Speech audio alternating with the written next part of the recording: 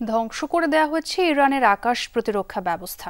দেশটির যে কোনো স্থাপনায় আঘাত হানতে সক্ষম ইসরায়েল, এমন দাবি করেছে আইডিএফ। বিমান হামলার সময় দূরপাল্লার মিসাইল ব্যবহার করে ধ্বংস করা হয় এসব আকাশ প্রতিরক্ষা ব্যবস্থা। আইডিএফ এর দাবি, অনেকটা স্বাধীনভাবেই ইরানের আকাশে উঠছে তাদের যুদ্ধ বিমান।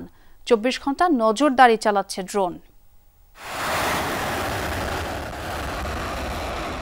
ইরানের আকাশ প্রতিরক্ষা লক্ষ্য করে চলছে একের পর এক ইসরায়েলি হামলা। বিমান থেকে ছোড়া ক্ষেপণাস্ত্রে ধ্বংস করা হয় একের পর এক রাডার এবং মিসাইল সিস্টেম।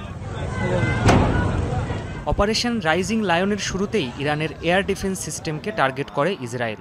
রাজধানীর পাশাপাশি বিভিন্ন সামরিক স্থাপনা এবং পারমাণবিক কেন্দ্রগুলোর আশেপাশে থাকা প্রতিরক্ষা ব্যবস্থায় হামলা চালায় ইসরায়েল। প্রথম ধাক্কাতেই ধ্বংস করে দেওয়া হয় ইরানের প্রতিরোধ সক্ষমতা। শুরুতে এয়ার ডিফেন্স সিস্টেমগুলোতে আকস্মিক হামলা চালানো হয়। এ কারণে আমরা সফল হয়েছি। আমাদের ফাইটার জেটগুলো প্রায় 2.5 ঘন্টা ধরে তেহরানের আকাশে উড়েছে।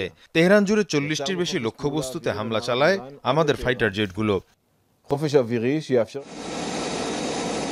আন্তর্জাতিক বিভিন্ন গণমাধ্যম বলছে, এই অবস্থায় ইসরায়েলি হামলা ঠেকাতে অনেকটাই দুর্বল হয়ে পড়েছে ইরান। তেল আবিবের দাবি, ইরানের যে কোনো স্থানে এখন হামলা চালানোর সক্ষমতা রাখে আইডিএফ। পশ্চিম ইরান থেকে তেহরান পর্যন্ত এখন স্বাধীনভাবে অভিযান চালানো সম্ভব। এই অঞ্চলে হামলার পথে এখন আর কোনো বাধাই নেই। ইরানের আকাশে এখন কোনো বাধা ছাড়াই যুদ্ধবিমানগুলো উঠতে পারছে। একই সাথে আকাশপথে শত্রুদের উপর নজর রাখছে ড্রোন। 24 ঘন্টায় গুরুত্বপূর্ণ গোয়েন্দা তথ্যের কাজ করে যাচ্ছে সেগুলো। ইরানের আকাশ প্রতিরক্ষার মধ্যে রয়েছে রাশিয়ার S-300, টর M1, বাভার ও খোরদাদের মতো এয়ার ডিফেন্স সিস্টেম। তবুও কেন হামলা প্রতিরোধ করতে ব্যর্থ হলো দেশটি?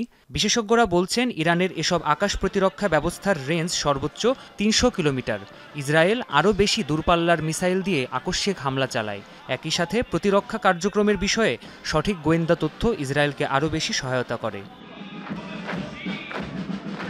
প্রাণপ্রতিম কুণ্ডু, যমুনা নিউজ।